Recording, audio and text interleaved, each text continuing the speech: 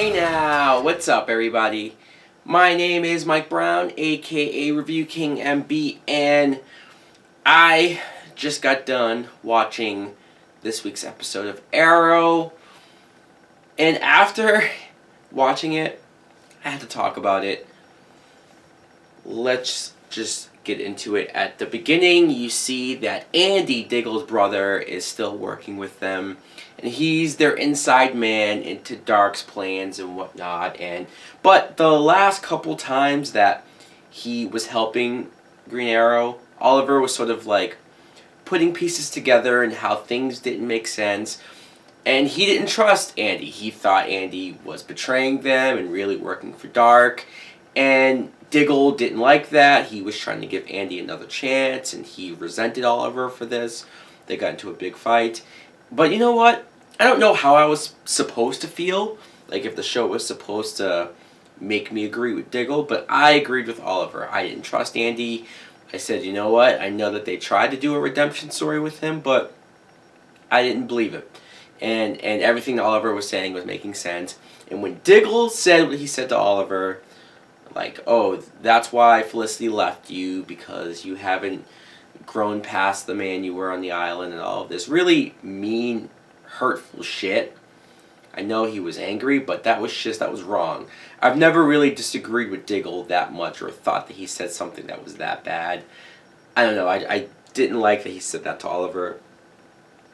Of course, you find out that Oliver was right, and Andy was working for Dark. They have that prison fight, which was very cool, actually. A lot of action and crazy shit going on.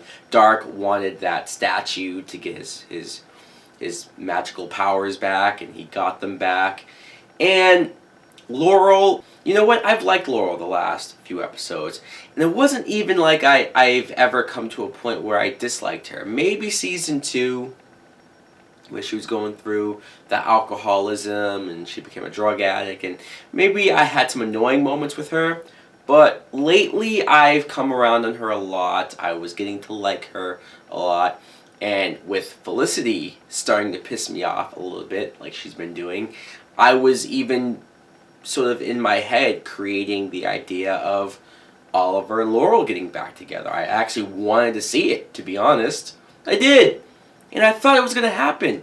They were having some moments of Laurel talking to him and wanting to be there for him, be his friend, just listen to him and give him good advice. And I was like, okay, I like this. I like her being there for him. And then in this episode, she gets a job offer to be the district attorney.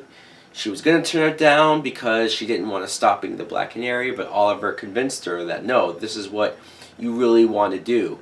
And Black Canary, like, Sarah's alive, so you don't have to do this anymore. All of this stuff that convinced her to take the job.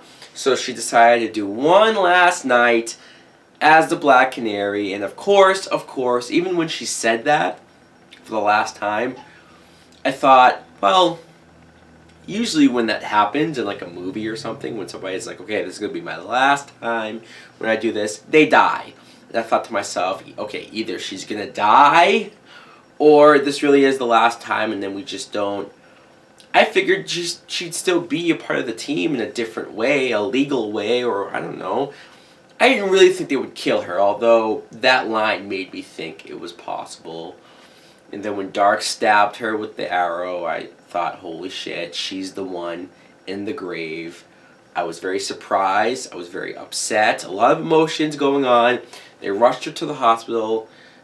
Oliver in his Green Arrow outfit and her Black Canary outfit. Not funny, but interesting. When I came around and said she's going to be okay, I thought, oh, well, thank God. So she's not going to die. Thank God.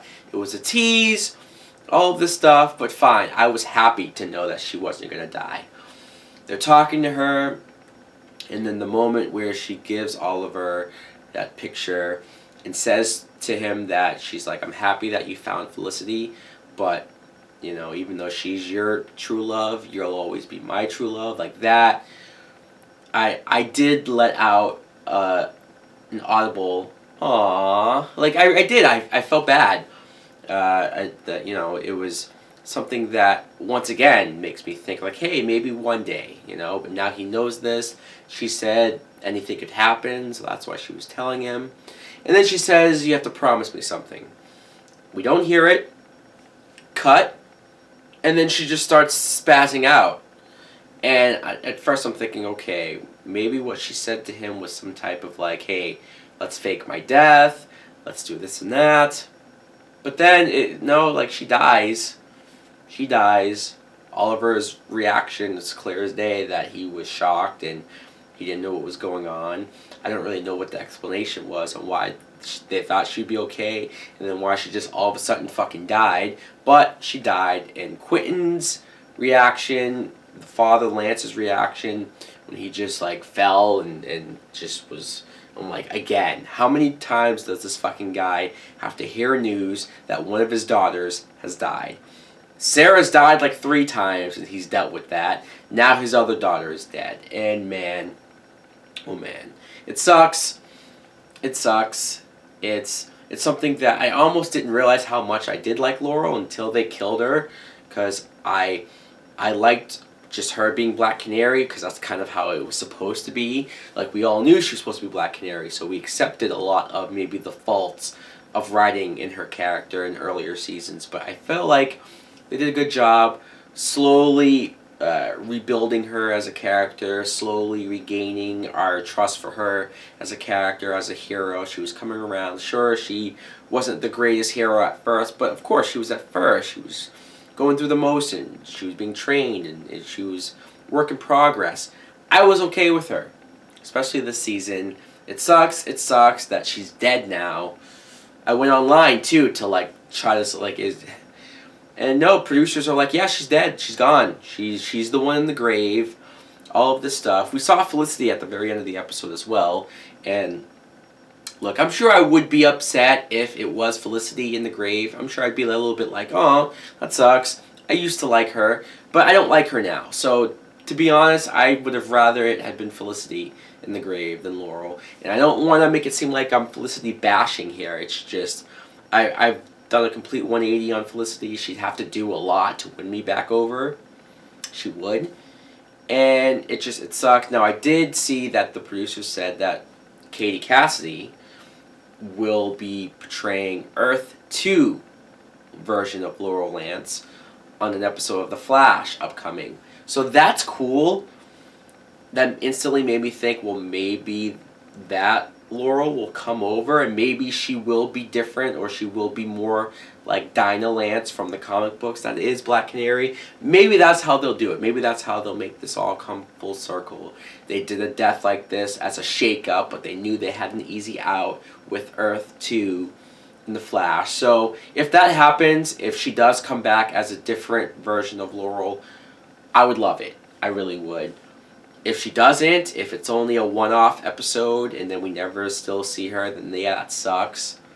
But hey, I guess I can't say I respect the show for showing some balls and killing off a main character like that.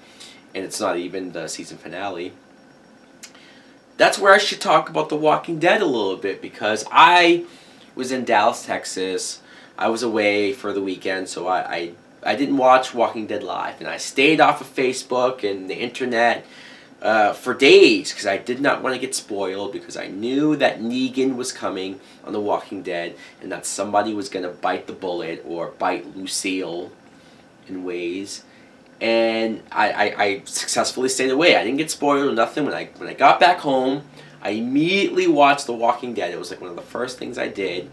I watched it. I thought it was a great episode, very tense, very like kept you guessing, and how the Saviors had every road blocked off and you didn't know what was going to happen.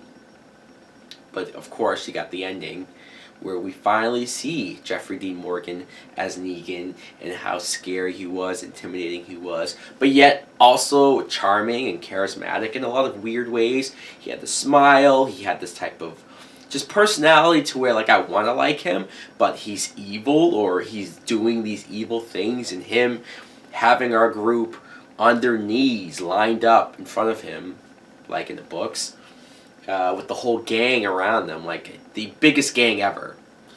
And And just the look of sheer fear, terror.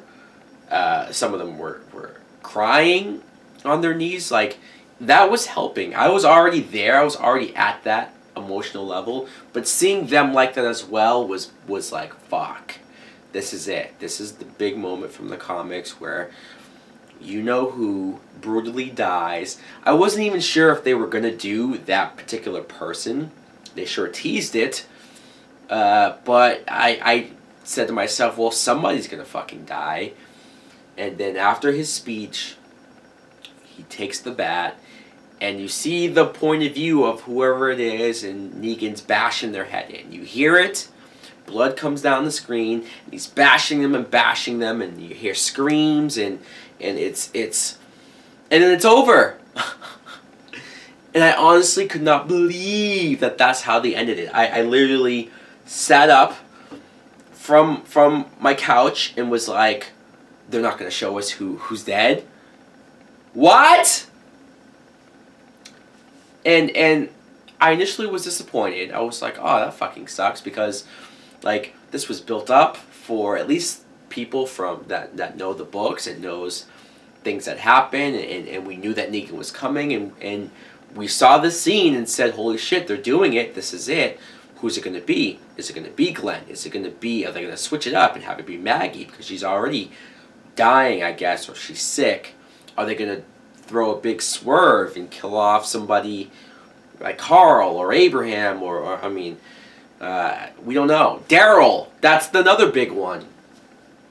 But then I thought, well, that's one hell of a cliffhanger. If you want to get people talking, excited for season 7 now, eager for season 7, can't wait for season 7, this is what you have to do. This was, from a marketing standpoint, from a showrunner standpoint, this is the best thing you could have done.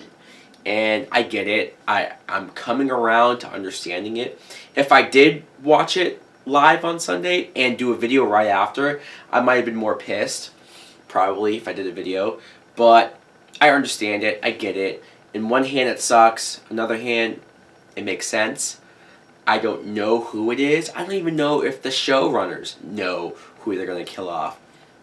But I guess we will find out. At least we know that somebody definitely dies. Like, at least we saw enough of that to know, like, holy... It wasn't like, you know, he does the speech and then right before he does it, cut off. Like, no. They have him killing somebody.